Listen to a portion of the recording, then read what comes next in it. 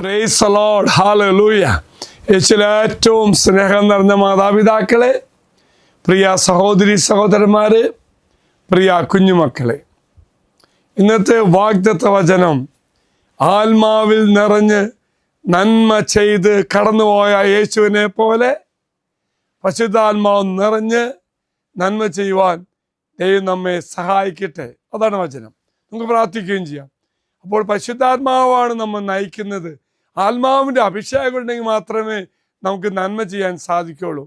ഇന്നത്തെ വാഗ്ദത്ത വചനം അതുതന്നെയാണ്. അപ്പോസ്തല പ്രവർത്തനം 10-ാം അധ്യായം 38-ാം വാക്യം വചനപ്രകാരമാണ്: നസ്രായനായ യേശുവിനെ പരിശുദ്ധാത്മാവിലും ശക്തിയിലും ദൈവം അങ്ങനെ അഭിഷേകം ചെയ്തു എന്നും അവൻ എപ്രകാരം നന്മ പ്രവർത്തിച്ചുകൊണ്ട് പിശാചിനാൽ പീഡിപ്പിക്കപ്പെട്ടവരെ സുഖപ്പെടുത്തിക്കൊണ്ടും ചുറ്റി സഞ്ചരിച്ചു എന്ന് നിങ്ങൾക്കറിയാം. ദൈവം അവനോടുകൂടെ ഉണ്ടായിരുന്നു. പ്രേമമുള്ള ഈ വചനഭാഗം വലിയ അർത്ഥവത്താണ്. നമുക്കൊന്നുകൂടെ വായിക്കാം കേട്ടോ. സിമ്പിളാണെങ്കിലും വളരെ ലളിതമാണെങ്കിലും നമ്മളൊക്കെ ഏറെ ആഗ്രഹിക്കേണ്ട ഒരു വചനഭാഗമാണ്. അത് ഇപ്രകാരമാണ്. അപ്പോസ്തല പ്രവർത്തനം 10:38. നസ്രായനായ യേശുവിനെ, ഇപ്പം നമ്മുടെ യേശുവിനെ പരിശുദ്ധാത്മാവും ശക്തിയിലും ദൈവം നിറച്ചു. പിതാവ് ദൈവം ആത്മാവ് നിറച്ചു, അഭിഷേകം കൊടുത്തു. ആ സമയത്ത് എന്ത് ചെയ്തു? ഈ അഭിഷേകത്താൽ നന്മ ചെയ്ത് ഈശോ പ്രവർത്തിച്ചു. ഒന്ന് നന്മ ചെയ്ത് പ്രവർത്തിക്കുക. അതായത് ആത്മാവിൻ്റെ അഭിഷേകം തരുന്നത് നന്മ ചെയ്യാനാ. ഈശോ തരുന്നത് നന്മ ചെയ്യാനാ. ആ അഭിഷേകം സ്വീകരിച്ച് നന്മ ചെയ്ത് നമുക്ക് പോകാൻ സാധിക്കും.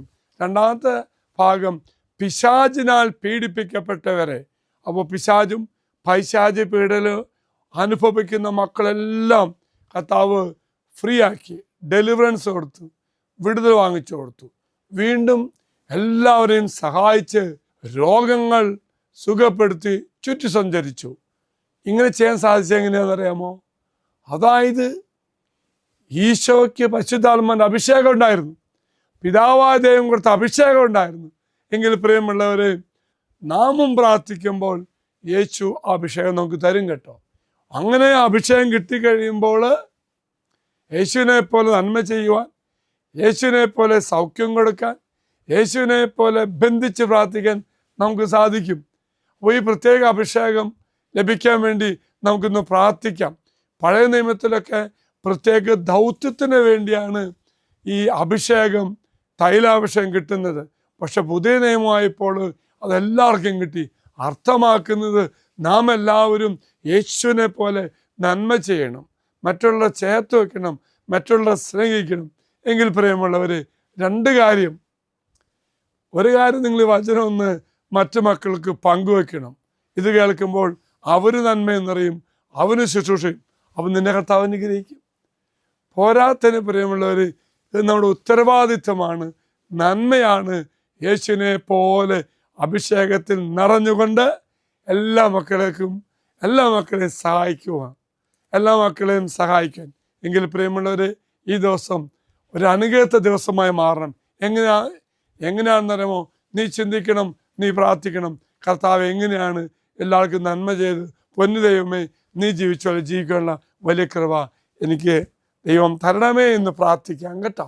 ഒപ്പം തന്നെ നിങ്ങളുടെ നിയോഗം ഈ വാഗ്ദത്ത പേടകത്തിലേക്ക് സമർപ്പിക്കുക.